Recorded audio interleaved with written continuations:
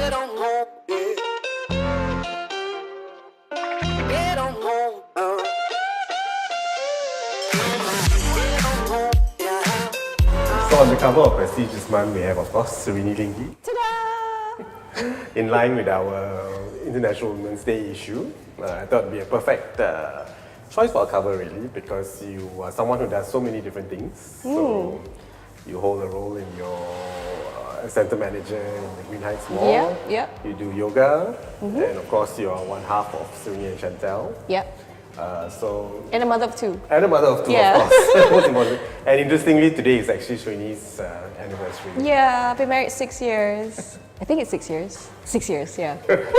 So maybe we can start off by just like talking about how do you keep it all together and do so many different things at the same time? Yeah, one tip, wake up early and you can get a lot of things done in a day. You'll be surprised. A lot of things happen before 12. And is that because you've started yoga that you've come to this realization? Yes and no, but I find that, I'm just talking about my own personal experience. There's so many things I want to do. I have this fear of missing out. People have their bucket list as well of things they want to do in life, and I'm the same. Like, there's so many things I want to do, so many hats that I want to wear. So I think you just have to have the determination to actually do it, and then it will happen. You just have to wake up early. That's it. Why do you feel that you need to do so many things? When you look at all the 3 different things that you do, they represent very different kinds of personalities or personas, perhaps. Yeah. One might say that I'm a closet Gemini, but I'm not. I'm actually Gemini. Oh, there you go. Chantel's Gemini too. I get along very well with Geminis. I'm a Libra. Okay. I like balance in my life. So I feel like I need to balance out all these different parts of my personality. So yoga is really calming, which I really need in my life because my usual work life is quite hectic. I've got Sereni and Chantel, and I've got a few other businesses as well with Chantel. And I also run a mall. That's really fun, but quite stressful at the same time. But I really do enjoy it. Okay. Yeah. Can you tell us a bit about your yoga journey? How did it start, and what really prompted you to take it to the level that you have now? Yeah, I've been practicing yoga for more than 10 years, but I've always wanted to teach yoga. But when I got married and I had 2 babies, I thought my time had passed. And then I met 2 yoga teachers, and they came from India, and they were in Kuching to conduct teachers training for yoga. And I thought, okay, let me just join because it's in Kuching. It's easy for me. I don't have to leave my job or anything, so I can still do it. And to be honest, I did it for selfish reasons in the beginning. I just wanted to advance my own yoga practice. Right. But in the end, I learned a lot from my teachers, and I learned that yoga is not just about the physical postures. It's about your whole attitude to life, your lifestyle.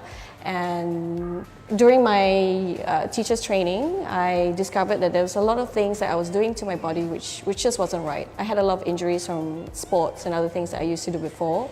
So I discovered a lot of techniques, to prevent injury, and I felt like I wanted to share it with my friends because I had a lot of friends who were doing yoga as well. So then my friends encouraged me to start teaching. So then I started 1 class at first, and then now I teach yoga up to 5 times a week, and I really do enjoy it. It's really great. I mean, I can see the benefits not just from my own practice, but when I see friends, saying that, I don't have a bad back anymore, it's because of the yoga practice. It gives me a lot of satisfaction. So I'm just really happy to help. So how have you changed as a person after taking up the yoga more seriously? I think I'm more accepting of things. Whatever happens in my life, it's the same with everyone else. Things happen and you sort of don't accept that certain things happen, but there's a lot of things that are out of your control. So it's taught me to accept things that happen to me and, accept things for the way they are. Yeah. Let's move on to the other more extreme, Yes. the more extroverted side of you, perhaps, which is Sereni and Chantel. Yep. So how's the business going, and are you moving in any different direction now? Is the trend for hairbands still there? It's definitely still there, but we're concentrating more on children's headbands at the moment. The response for kids' headbands and hair clips has been really good as well. And now we're starting to move into clothing as well with our in-house designer, Naja. and that's been doing really well as well. So I guess we're sort of shifting a little bit away from the adult headbands to other forms of accessories. You also do bags. Okay. Yeah. So what kind of like a satisfaction do you get from Sereni and Chantel, that side of you?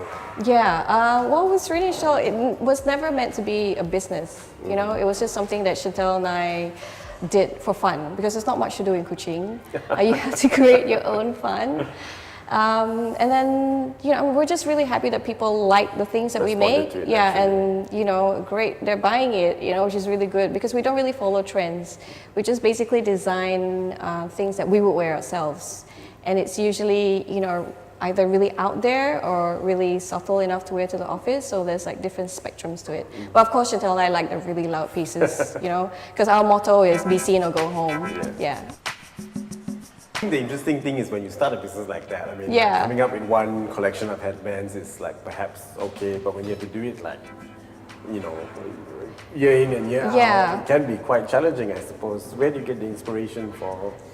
It's like funny that pieces? you say it's challenging, because we think about new designs every single day. Really? Yeah, it's just that not everything makes it to the shop. So, we have this huge bin in the office where a lot of things get thrown into, because we're like, nobody's gonna want to wear cow ears, so let's forget about that. But we made it anyway. Yeah, so we think of things every single day, not just headbands, to be honest. Yeah, there's like other things that we've created for fun, like chokers and all that. And some chokers actually made it onto the website because people, respond to our Instagram stories. Sometimes we'll be making something for fun, and we'll put it on our Sereni and Chantel Instagram stories. And from there, people are like, "Oh, is this for sale?" And I'll be like, "You see, Chantel, somebody wants to buy it. Let's make it for real," or vice versa. So yeah. So with that aspect of you, do you think like it's the fact that the two of you do it together that give it that extra burst of creativity or Yes, Chantel and I innovation? like to egg each other on, which can be a good or bad thing sometimes. But yeah, we like to really support. We're very supportive of each other, and the business works because we're on the same wavelength. We share the same work ethics. So I think that's where it works out. Yeah. When people think about Sereni and Chantel, I suppose they think about it as being a very fun sort of like thing, maybe like not so serious, like it's like Yeah. a hobby almost. That's the perception I think people may have initially, but it's just a business. And It is, yeah. how do you differentiate between this idea of like being like so creative and like looking at the day-to-day sort of like business aspects Yeah, of it? it's a good balance.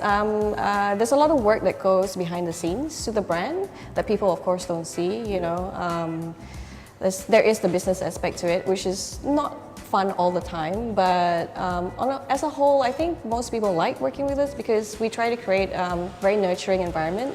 Yeah, so I think it works out. It's a good balance. Okay, and as far as the clothing line is concerned, so can you tell us a bit about the clothing line and what kind of like focus or Yeah. what kind of designs you're going to be like creating? Yeah, we've actually had a few collections those, already. yeah. With our in-house designer. They're basically very easy to wear pieces. There are also mommy and me dresses and outfits, which have been very sellable as well. But basically, the designs can be worn by any size, which is the beauty of the designs. So, whether you're a size 18 or a size 6 like me, the designs will look just as good because it's very flattering on the woman's body. Okay. Yeah. So we are celebrating International Women's Day this month. So would you say that you are representative of the modern woman in a way, like because you have a career, Yeah. you are also pursuing your passion, and you're a mother, Yeah. wife. I wouldn't say I represent all modern women. I think women, since the dawn of time, have had this role. It's just that it's only now that most women are exposed in the media for what they do. But back in my grandmother's time, she was also working, working out on the farm and taking care of her children, taking care of the family as well. So I think women have always been multitasking, all since the dawn of time. Yeah. Do you have any like particular philosophy that you like to follow, or like guideline or idea of what life should be? Don't take life too seriously, I think. It's always good to have a laugh at yourself. Yeah. I'd like to be really stressed out by Really? whatever people say. Is that the way that you bring up your daughters as well? I think so too. I try to tell them, if they get a little bit sensitive, I'm like, you know what, just laugh it off. It's not worth it. Is it really worth it? I don't think so. Just walk away. You know, yeah, just don't be too serious, I think.